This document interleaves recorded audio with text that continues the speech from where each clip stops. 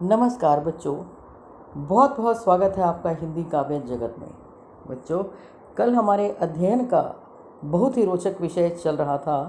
कक्षा 10वीं हेतु निर्धारित पुस्तक क्षितिज भाग 2 के काव्य खंड में संकलित कविता उत्साह और अट नहीं रही है। बच्चों, दोनों ही कविताएं हिंदी के सुप्रसिद्ध छायावादी कवि निराला जी के द्वारा रचित हैं।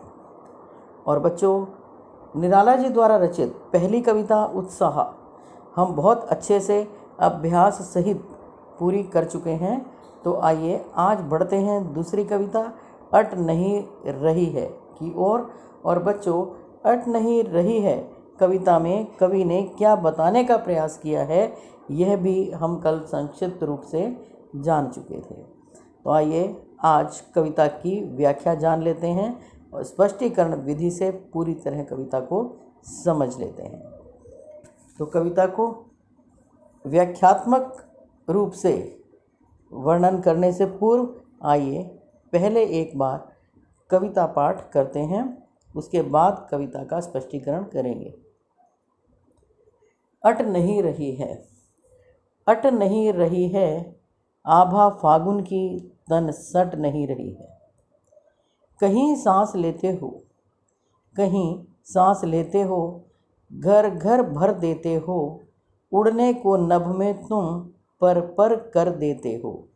आँख हटाता हूँ तो हट नहीं रही है, पत्तों से लदी डाल, कहीं हरी कहीं लाल, कहीं पड़ी है उर्मे मंद गंध पुष्पमाल, पाट पाट शोभा श्री पट नहीं रही है, अट नहीं रही है।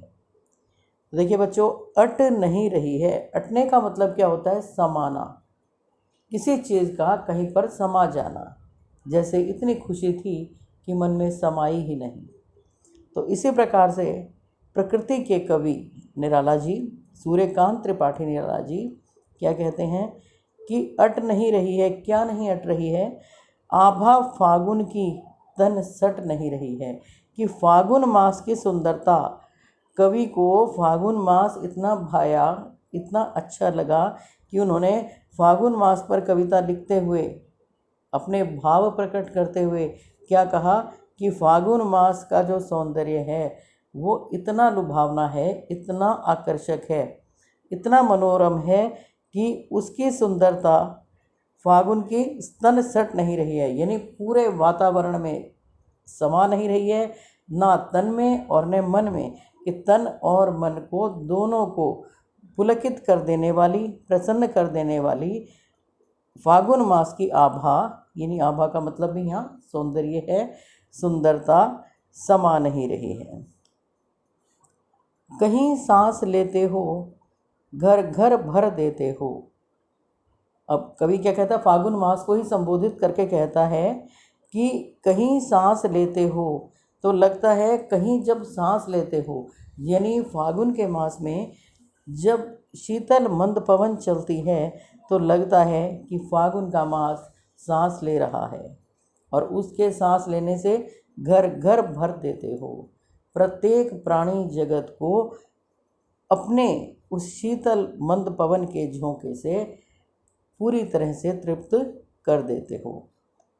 उड़ने को नभ में तुम पर कर देते हो, और यानी इतनी प्रसन्नता प्राणी जगत में भरते हो कि ऐसे लगता है यदि पंख हों तो अभी प्राणी आकाश में उड़ जाएं। मानव मन क्या सोचता है कि यदि ईश्वर ने पंख दिए होते तो सचमुच एक बार पक्षियों की तरह से आकाश में विचरण कर आते। तो बच्चों, यहाँ कवि ने क्या किया है? अपने मन के भावों को बाहर के संसार से, प्रकृति से जोड़ने का पूरा प्रयास किया है, और जोड़ने में कवि सक्षम भी हो गया, सफल भी हुआ है। पुनः देखिए, कहीं सांस लेते हो, घर घर भर देते हो, उड़ने को नभ में तुम पर कर देते हो।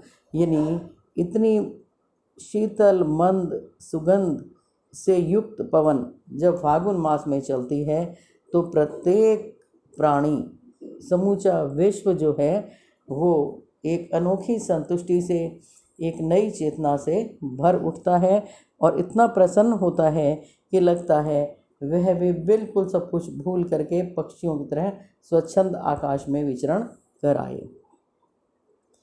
आँख हटाता हूँ तो हट नहीं रही है। कवि क्या कहते हैं कि फागुन का सौंदर्य इतना मनमोहक है कि यदि मैं उससे आँख हटाना भी चाहूँ तो नहीं हटा पाता हूँ। कई बार हमें कोई चीज़ बहुत सुंदर लगती है, बहुत अपनी ओर लुभाती है, तो बच्चों होता ना एक टक अपलक दृष्टि से हम उसकी ओर देखते रहते हैं।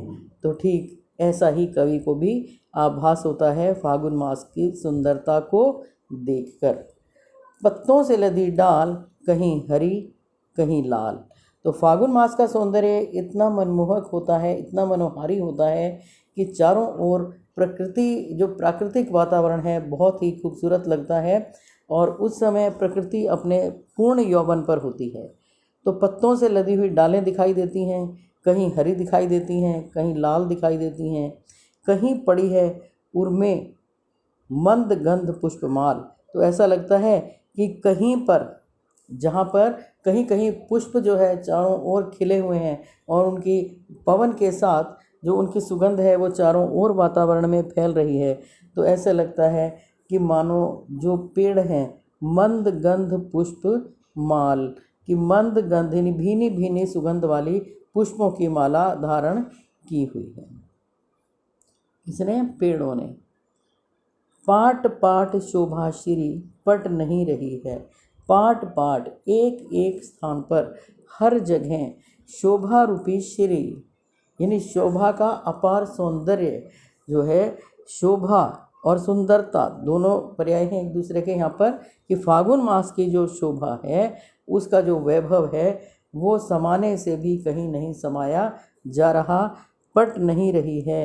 यानी इतना व्यापक सौंदर्य है, इतना मन को लुभाने वाला है, कि मन को सुख देने वाला है कि वो तन और मन में समा ही नहीं रहा है।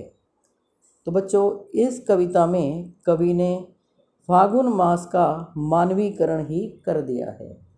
और मानवीकरण की पहचान क्या है आप बहुत अच्छे से जानते हैं कि जब मानव की क्रियाओं को, मानव की चेष्टाओं को जड़ पदार्थों में, अचेतन चीज़ों में आरोपित कर दिया जाता है तो वह मानवीकरण होता है। तो इस प्रकार इस कविता में कविता का जो मुख्य बिंदु हैं वो एक बार आइए संक्षिप्त रूप से दोहरा लेते हैं। कविता का नाम क्या है? अट नहीं रही है। और कवि कौन है इसके? छायावादी कवि सूर्यकांत त्रिपाठी निराला, वे इसके जाने माने कवि हैं। और कवि की भाषा कौन सी है? कवि की भाषा है खड़ी बोली। और छंद कौन सा है? मुक्त छंद। आपको बताया भी था मैंने कि मुक्त छंद में कविताएं लिखने का श्रेय जो है वो निराला जी को ही जाता है। इन्होंने ही इस प्रकार की कविताएं लिखनी आरंभ की थी। फिर है अलंकार। अलंकारों से कवि अपनी कविता को और भी सुंदर बना देते हैं, रोचक बना देते हैं और मनोहारी बना देते हैं। तो अलंकारों का भी प्रयोग कवि ने किया है। मानवीकरण आपको मैंने बता दिया, पूरी कविता में प्रयोग है। इसके बाद शैली गीतात्मक, भावात्मक, चित्रात्मक, ये भी आपको बता दी गई थी। तो सारी शैलियों का प्रयोग इसमें किया गया है। बहुत ही सुंदर प्रयोग दिखाई देता है। और इसके अलावा अलंकार आपके हो गए, शैली हो गई, भाषा हो गई, छंद हो गया और रस, उत्साही भाव के कारण वही वीर रस है, श्रृंगार रस। जो उत्साह कविता थी उसमें उत्साही भाव के कारण वीर रस लिखेंगे आप, और अट नहीं रही जो कविता है इसमें श्रृंगार रस लिखेंगे, क्योंकि यहाँ पर प्राकृतिक सौंदर्य का वर्णन किया गया है। तो बच्चों ये थी हमारी कविता। आइए अब बढ़ते हैं अभ्यास कार्य की ओर। अट नहीं रही है कविता के प्रश्न। तो पहला प्रश्न क्या है? छायावाद की एक खास विशेषता है कि अंतर्मन के भावों का बाहर की दुनिया से सामंजस्य बिठाना। कविता की किन पंक्तियों को पढ़कर यह धारणा पुष्ट होती है? बच्चों, कविता की सभी पंक्तियों को पढ़कर यह धारणा पुष्ट हो जाती है, क्योंकि कवि ने संपूर्ण कविता में क्या दिखाया है। एक तो मानवीकरण, पूरी कविता में मानवीकरण है। एक मानव के समान उन्होंने फागुन मास को देखा है और सारी क्रियाएं उसके अंदर मानव की आरोपित कर दी हैं। अब कवि क्या कहता है, छायावाद की एक खास विशेषता होती है। छायावाद की सबसे बड़ी विशेषता ये है कि अंतर मन के भावों को, जो मन के भाव हैं, वो बाहर की दुनिया से पूरी तरह से तालमेल बैठा दिया जाता है छायावाद में। तो कवि ने भी अपने मन के भावों को प्रकृति के साथ जोड़ दिया है, प्रकृति के साथ सामंजस्य बिठाया है। और यह जो भाव है वो किन पंक्तियों में प्रकट होते हैं, वो आप इनमें से कोई भी पंक्ति आप लिख सकते हो कि अट नहीं रही है आभा फागुन की, तन सट नहीं रही है। कहीं सांस लेते हो, घर घर भर देते हो, उड़ने को नभ में तुम पर पर कर देते हो। तो ये पंक्तियाँ आप अपनी इच्छा से कोई भी जो आपको अच्छी लगे वो लिख सकते हैं, क्योंकि बहुत छोटी सी कविता है और पूरी कविता में यही भाव व्यंजित हो रहा है। अगला प्रश्न है, कवि की आंख फागुन की सुंदरता से क्यों नहीं हट रही है। कवि की आंख फागुन की सुंदरता से न हटने का कारण क्या है। फागुन मास का अनुपम सौंदर्य, क्योंकि फागुन मास का सौंदर्य इतना मनमोहक है बच्चों, इतना खूबसूरत है कि कवि चाह कर भी उस पर से अपनी दृष्टि नहीं हटा पा रहा है। ऐसा होता ना कई बार, अभी मैंने बताया जैसे लगातार हम किसी चीज़ को देखते रहते हैं जो हमारे मन को भा जाती है, बहुत सुंदर लगती है। तो और दूसरा, जो प्रकृति का पूरा मनमोहक रूप ऐसा दिखाई देता है फागुन के महीने में कि पूरे प्राणी जगत को एक नई चेतना, नई ऊर्जा, नई शक्ति इस मास में मिलती है। तो इसलिए सब कुछ मिलाकर फागुन का सौंदर्य अपने चरम पर होता है और यही कारण है कि कवि अपनी दृष्टि नहीं हटा पा रहा है। तो आपने बहुत अच्छे से इस प्रश्न को लिखना है। अगला प्रश्न है, फागुन में ऐसा क्या होता है जो बाकी ऋतुओं से भिन्न है। देखो बच्चों, हर ऋतु का अपना महत्व होता है, अपनी विशेषता होती है, लेकिन शायद फागुन मास में यह विशेषता सबसे कुछ भिन्न दिखाई देती है। क्या दिखाई देता है, सब ऋतुओं से भिन्न कैसे लगती है कि जिसमें प्रकृति अपने पूर्ण यौवन पर होती है, चारों ओर विभिन्न प्रकार के रंग बिरंगे फूल खिले हुए दिखाई देते हैं, हरियाली दिखाई देती है जो बरबस मन को मोह लेती है। फूलों की भीनी भीनी सुगंध अनायास ही मन में प्रविष्ट होकर मन को लुभा लेती है और व्यक्ति चाहकर भी फागुन के मास के सौंदर्य में इस कदर सराबोर हो जाता है कि वह उसको भूल ही नहीं पाता। इसलिए कवि को फागुन मास का सौंदर्य अनुपम दिखाई देता है और ऋतुओं से भिन्न दिखाई देता है। प्रश्न संख्या 3, प्रस्तुत कविता में कवि ने प्रकृति की व्यापकता का वर्णन किन किन रूपों में किया है।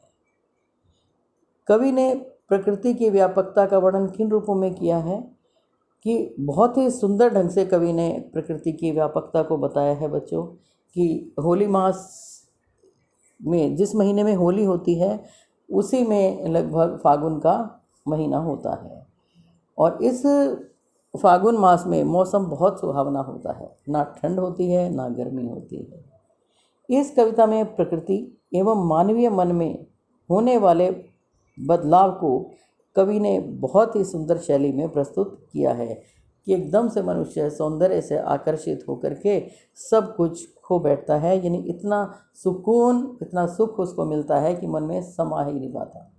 तो वही भाव इस कवि ने इस कविता में बताने का प्रयास किया है। और प्रकृति अपने पूर्ण चरम पर, सौंदर्य पर होती है, हवाएं मस्त होती हैं जो सारे प्राणी जगत में एक नई चेतना, नई शक्ति का संचार करती है। इसके बाद प्रश्न संख्या 5, इन कविताओं के आधार पर, यानी इन दोनों कविताओं के आधार पर, उत्साह और अट नहीं रही है के आधार पर निराला के काव्य शिल्प की विशेषताएं बताइए। तो काव्यगत विशेषताएं क्या है बच्चों। सबसे बड़ी विशेषता तो कवि की वो ये है कि कवि छायावाद के जाने माने कवि हैं, प्रकृति के कवि हैं और निराला जी ने अपनी कविताओं में अलंकारों का, छंद का, रस का बहुत ही खूबसूरती से प्रयोग किया है। और उनकी काव्यगत विशेषताएं क्या है? कवि ने अपने मन के भावों का बाह्य जगत से यानी प्राकृतिक जगत से सामंजस्य बिठाने का बहुत ही खूबसूरत प्रयास किया है और सफल प्रयास किया है। यह कवि की अनुपम विशेषता का, अनुपम योग्यता का परिचायक है। और बच्चों, इसके बाद है रचना और अभिव्यक्ति। छठा प्रश्न, होली के आसपास प्रकृति में जो परिवर्तन दिखाई देते हैं उन्हें लिखिए। ये एक गतिविधि है, आपकी कक्षा गतिविधि है। आप इसको घर पे आराम से करके और फिर कक्षा में एक गतिविधि की एक्टिविटी के रूप में हम इसको करेंगे। तो आप पहले घर से क्या करेंगे, इसको लिख कर लाएंगे बिंदुओं के रूप में कि होली के आसपास प्रकृति में जो परिवर्तन दिखाई देते हैं उन परिवर्तनों को आप लिखेंगे बहुत सुंदर ढंग से और तब कक्षा में कल लेकर आएंगे। तो बच्चों, ये थी आपकी दोनों कविताएं। दोनों कविताओं के प्रश्नों पर हम चर्चा कर चुके, विचार कर चुके। अब आपने इनको बहुत ही अच्छे तरीके से चिंतन और मनन पूर्वक इनको लिखना है। तो कल मिलते हैं किसी अन्य खूबसूरत विषय के साथ। तब तक के लिए धन्यवाद।